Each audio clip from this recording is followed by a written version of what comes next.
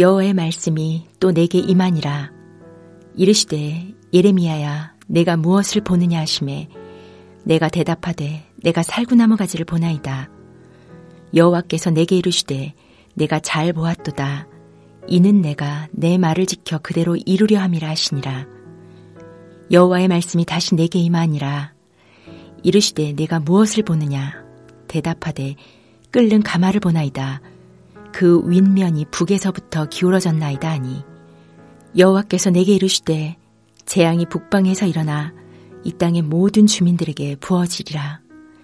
내가 북방 왕국들의 모든 족속들을 부를 것인즉 그들이 와서 예루살렘 성문 어귀에 각기 자리를 정하고 그 사방 모든 성벽과 유다 모든 성읍들을 치리라. 여호와의 말이니라. 무리가 나를 버리고 다른 신들에게 분향하며 자기 손으로 만든 것들에 절하였은즉 내가 나의 심판을 그들에게 선고하여 그들의 모든 죄악을 징계하리라.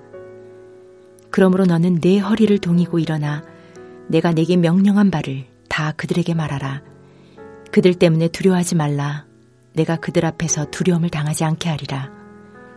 보라, 내가 오늘 너를 그 온 땅과 유다 왕들과 그 지도자들과 그 제사장들과 그 땅 백성 앞에 견고한 성읍, 쇠기둥, 놋 성벽이 되게 하였은즉 그들이 너를 치나 너를 이기지 못하리니 이는 내가 너와 함께하여 너를 구원할 것임이니라. 여호와의 말이니라. 오늘도 말씀 묵상으로 시작하는 여러분에게 하나님의 은혜가 깨닫고 순종하는 능력으로 나타나기를 축복합니다. 예레미야서는 남유다 왕국이 멸망해가는 상황을 배경으로 하고 있어 시간순으로 기록되었을 것을 기대하고 읽지만 실제로는 주제별로 정리되어 있어 본문의 시대적 배경이 언제인지 주의하면서 읽는 것이 필요합니다. 1장에서 25장까지의 내용을 보면 주로 남유다 왕국에 대한 심판의 메시지를 중심으로 구성되어 있습니다. 오늘 본문은 예레미야를 선지자로 부르신 이후에 하나님이 보여주시는 두 가지 환상을 다루고 있습니다. 살구나무 가지 환상과 끓는 가마 환상입니다. 하나님이 예레미야에게 살구나무 가지를 보여주신 후에 무엇을 보느냐고 묻자 예레미야는 살구나무를 보고 있다고 대답합니다. 그러자 하나님이 내가 잘 보았다 라고 하시면서 내가 내 말을 지켜 그대로 이루려 함이라 라고 그 뜻을 설명합니다. 무슨 뜻일까요? 살구나무는 히브리어로 샤케드입니다. 그리고 하나님이 하신 말씀에서 지켜 라는 말은 쇼케드라는 단어로 관심을 가지고 지켜보다는 뜻을 가지고 있습니다. 두 단어 모두 자음은 모두 같고 모음만 틀립니다. 정리하자면 예레미야가 살구나무를 본다는 것은 하나님이 자신의 말씀을 지켜보시고 그것을 그대로 이루어지는 것을 보게 된다는 것입니다. 그러므로 하나님께서 자신의 계획을 반드시 이루시겠다는 것을 보여주는 것이 살구나무 환상의 의미입니다. 살구나무 환상에 이어 하나님이 두 번째로 보여주시는 것은 끓는 가마입니다. 이 가마를 보면 북쪽에서 남쪽으로 향해 기울어져 있다고 말합니다. 이 환상의 의미는 재앙이 북방에서 일어나서 유다 왕국의 주민들에게 부어진다는 것입니다. 하나님이 말씀하시는 재앙은 북방의 왕국이 유다를 정복하러 쳐들어올 것을 의미합니다. 이 북방의 왕국은 주로 바벨론으로 간주되고 예루살렘 성문 어귀에 자리를 정하는 것은 예루살렘의 보좌를 차지한다는 것으로서 다윗 왕가를 무너뜨리고 자신들이 원하는 사람을 왕으로 세우겠다는 것입니다. 그러면 하나님이 이처럼 바벨론을 통해 유다를 심판하시는 이유가 무엇일까요? 그것은 유다의 죄악 때문입니다. 유다는 하나님을 버리고 다른 신을 숭배했습니다. 하나님은 이 두 가지 죄악으로 인해 재앙을 내리신다는 것입니다. 여기서 하나님이 언급하시는 심판의 이유를 조금 더 깊이 묵상해보면 유다가 저지른 수많은 죄악들은 결국 어떤 문제라는 것입니까? 하나님을 버리고 다른 신을 숭배한 사건이라는 것입니다. 부부로 비유하면 소위 유다는 간음을 행한 것입니다. 서로 사랑했던 관계를 깨뜨리고 다른 사람에게로 간 것입니다. 하나님과의 관계에서 사는 것이 아니라 다른 신과의 관계 속에서 살겠다는 것입니다. 얼마 전에 한국에서는 깻잎 논쟁이라는 것이 화제가 된 적이 있었습니다. 아내가 자기 친구를 식사에 초대해서 함께 밥을 먹고 있는데 아내의 친구분이 깻잎을 떼는 것을 힘들어하자 남편이 젓가락으로 도와주는 것을 보고 논쟁이 되었습니다. 그렇게 해주어도 된다, 안 된다. 여러분의 생각은 무엇입니까? 이것이 논쟁이 되니까 누가 10,000명을 대상으로 투표를 해보았습니다. 반대가 64%, 찬성이 36%였다고 합니다. 왜 그럴까요? 단순히 깻잎을 떼는 것을 도와줄 뿐인데도 민감하게 반응하는 이유는 내 애인이 다른 이성에게 대해 관심을 가지고 대하는 것이 싫다는 것입니다. 그것은 나에게만 해줄 수 있고 친절해야 할 행동이지 굳이 다른 이성에게 그런 친절까지 베풀 필요가 없다는 것입니다. 그런데도 그렇게 한다는 것은 두 사람의 사랑의 관계를 깨트리는 일이라는 것입니다.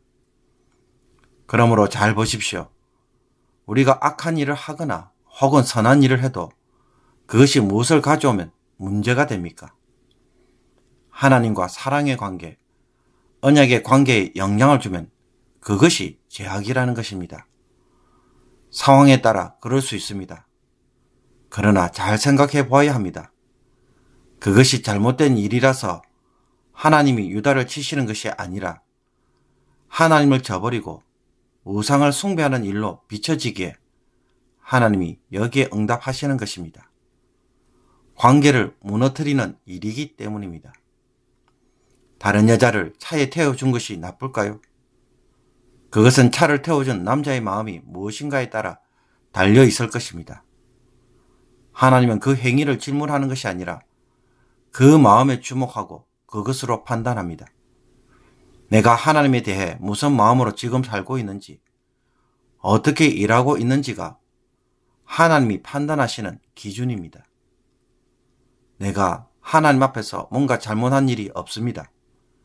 그러나 그 관계가 소원하다면 지금 그 일과 그 행동은 문제가 될 수 있습니다. 유다는 예루살렘 성전에서 제사를 계속 드리고 있었기에 자신들은 하나님과 아무런 문제가 없다고 생각했습니다. 그러나 하나님이 보시기에는 문제가 있었습니다. 그들은 하나님을 더 이상 찾지 않고 살고 있었기 때문입니다. 하나님은 오늘 이 말씀으로 하나님과 우리 사이의 관계를 되돌아보도록 요구하고 계십니다. 예레미야에게 이런 환상을 보여주신 후에 하나님은 예레미야에게 요구하시는 것이 있습니다. 첫째는 너는 내 허리를 동이고 일어나 내가 내게 명령한 바를 다 그들에게 말하라 라는 것이었습니다. 허리를 동이고 일어나라는 것은 마음의 준비를 단단히 하라는 것입니다. 그래서 무엇을 해야 합니까? 환상을 통해 보여주시는 것을 이루시고자 하나님이 명령하시는 것들을 전부 그들에게 말하라는 것입니다. 7절에서 하신 말씀을 다시 강조하고 있습니다. 내가 너를 누구에게 보내든지 너는 가며 내가 내게 무엇을 명령하든지 너는 말할지니라. 둘째로 그들 때문에 두려워하지 말라라고 요구합니다. 하나님이 이 말씀으로 위로하시는 것은 솔직히 예레미야가 두려워할 수밖에 없는 일이기 때문입니다. 하나님은 이 상황을 잘 알고 계시고 미리 보고 계십니다. 그래서 예레미야에게 이런 약속을 주시는 것입니다. 내가 그들 앞에서 두려움을 당하지 않게 하리라.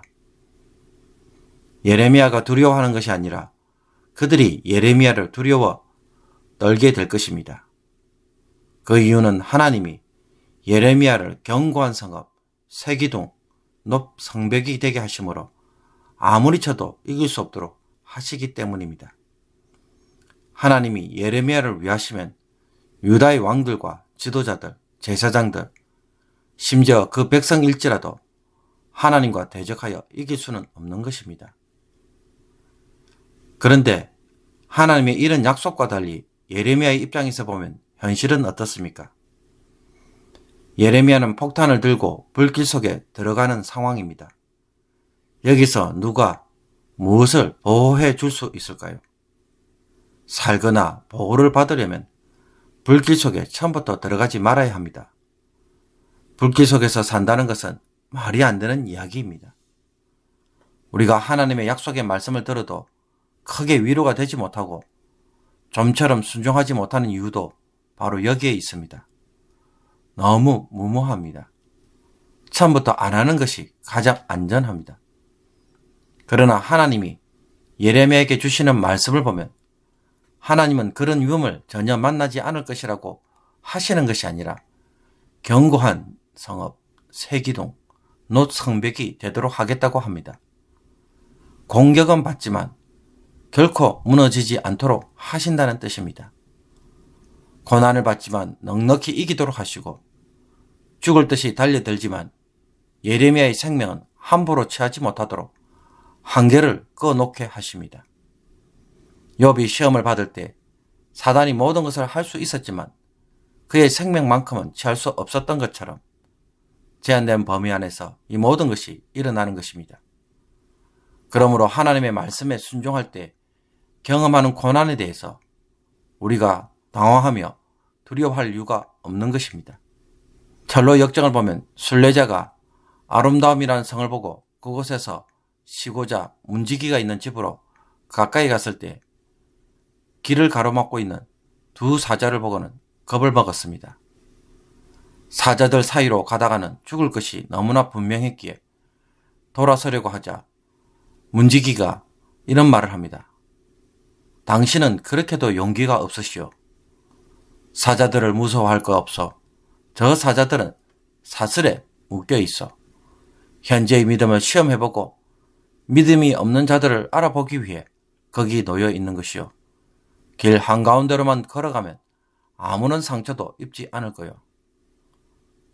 사자가 아무리 기세등등해도 하나님이 그들을 쇠사슬로 묶어 놓았다는 것을 성도는 볼 수 있어야 합니다. 사방에서 어르렁거리는 소리에 두려움이 가득했지만 순례자는 길 가운데로 걸어가자 아무런 상처를 입지 않고 통과할 수 있었습니다. 이것이 오늘 예레미야에게 주시는 약속이고 우리에게 주시는 약속입니다. 말씀 한가운데로 걸어가면 하나님의 보호와 구원을 반드시 잊게 될 것입니다. 그러므로 오늘 내가 만들 수도 없는 안정장치를 만들려고 애쓰고 번민하기보다는 말씀을 따라 한가운데로 걷는 데서 안전을 발견하고 삶의 여정을 걸어갈 수 있는 저희와 우리가 되기를 원합니다. 기도드리겠습니다. 하나님 아버지, 선한 일로 포장하는 것이 아니라 하나님을 사랑하는 마음으로 행하는 저희들이 되게 하여 주옵소서. 악한 일을 하지 않는 것에서 만족하는 것이 아니라 하나님에게 무관심하고 무시하는 것에 우리의 죄악을 발견하게 하여 주옵소서. 하나님을 버리고 다른 것에 더 신경 쓰는 것이 유다의 죄악이고 그래서 재앙으로 찾아온 것에 오늘 우리의 마음에 크게 경계를 삼고 하나님을 뜨겁게 사랑하는 저희들로 만들어 주옵소서. 이 세상에서 우리가 만든 안전장치에 평화를 찾는 자들이 아니라 말씀대로 사는 것에서 안전을 누리는 법을 배우기를 원합니다. 하늘이 무너져도 하나님의 백성을 지키시고 구원하시는 은혜는 하나님으로부터 오는 것을 저희들이 다시 한번 바라보며 오늘도 말씀 가운데서 대범하게 살아가게 해주시고 믿음으로 도전하면서 이 은혜를 누리는 모든 성도들이 되게 하여 주옵소서. 예수 그리스도의 이름으로 기도합나이다. 아멘.